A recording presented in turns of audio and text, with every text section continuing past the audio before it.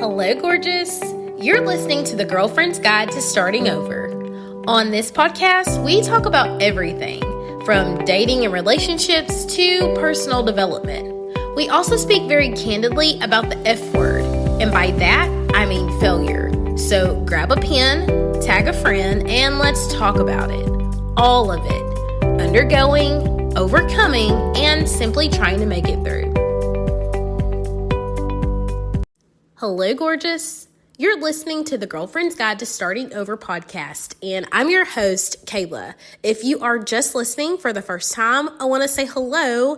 Welcome to my channel. I am so excited that you are here. And as always, if you are a returning listener, hey sis, welcome back. So earlier this week, I dropped an episode, let you guys know that I had been feeling under the weather. You can probably hear in my voice that my breath is slightly labored and I am not back at 100%. It's actually taken longer than I had anticipated to feel better, but I am still around and I wanted you guys to know that I am okay. Yes, my social media posts have slowed and I did not post yesterday because I'm truly trying to save my energy for the places it's going to serve you most. And so I wanted to hop on today to remind you that tonight at 6:30 p.m., today is December the 19th, it's Tuesday, at 6:35 p.m. Central, I am hosting a Navigating Grief and Loss During the Holiday Masterclass. It is live via Zoom. I will leave the link to how to access it in the show notes. All you have to do is text holiday, HOLIDAY, to 615-205-4634. That's my coach line, and you are going to get access to the masterclass.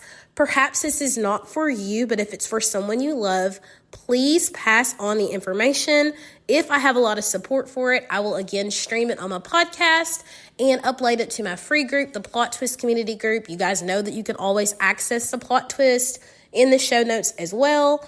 But in this masterclass, we are going to really unpack grief and loss, talk about the stages of grief, and talk about some adjustments that you get to make during this season in order to best serve and support and really guard your fragile heart at this time. As I said last month, it's important to me that I hold space for those of you who are not all holly jolly and busting at the seams with tinsel, because I recognize there is a huge population of people who are really sad, triggered, and just very activated during this season. And so just know I'm here for you. And tonight I will be showing up 6:35 Central, and I am excited to bring you this content. I want to close with an analogy that I use often when discussing grief, especially with clients or with friends. And this has been really helpful for me, processing grief and what it's like and better understanding the process. We'll talk tonight more about how grief is not linear, but I like to say that, and I did not create this analogy, so shout out to whoever did, but I like to say that grief is like a ball in a box. When we lose our loved one, we are gifted with a box. And inside that box, there is a ball and a button.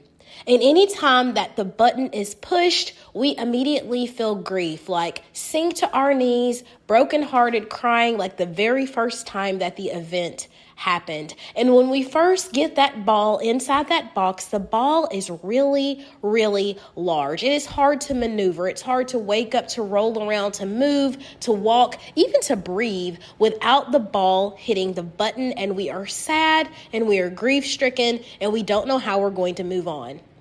Over time, the ball begins to shrink. And so the incidences of the ball hitting the button are further and fewer in between. But every single time the ball hits the button, it could be a sound, a smell, a song, a memory. When the ball hits the button, it is just like the event is fresh. It just happened. We are grief-stricken on our knees, can't eat, can't sleep, unbearable tears, don't know how to move on. And this process continues throughout life. And here's the gig. The ball ebbs and flows over time. There will be days when the ball is really, really big. And there will be days where the ball is really, really small. But anything in the day could happen where the ball accidentally hits the button and you feel the pain again.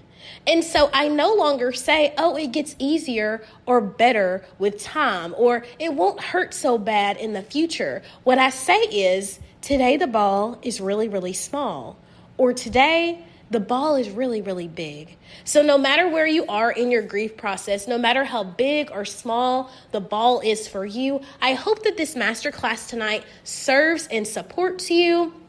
DM me on socials if you have any questions. I would love to let you know what the class is about. There's going to be a workbook available. I'm going to have questions and answers available in the chat.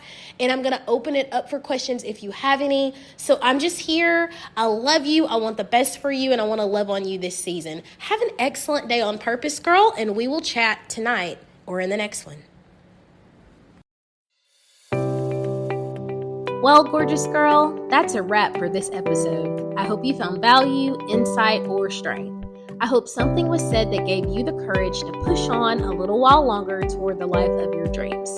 If you felt motivated during this segment, screenshot this and throw it in your stories and tag me on social. That way we can keep the message going. Have an excellent day on purpose, and we, girl, will talk in the next one.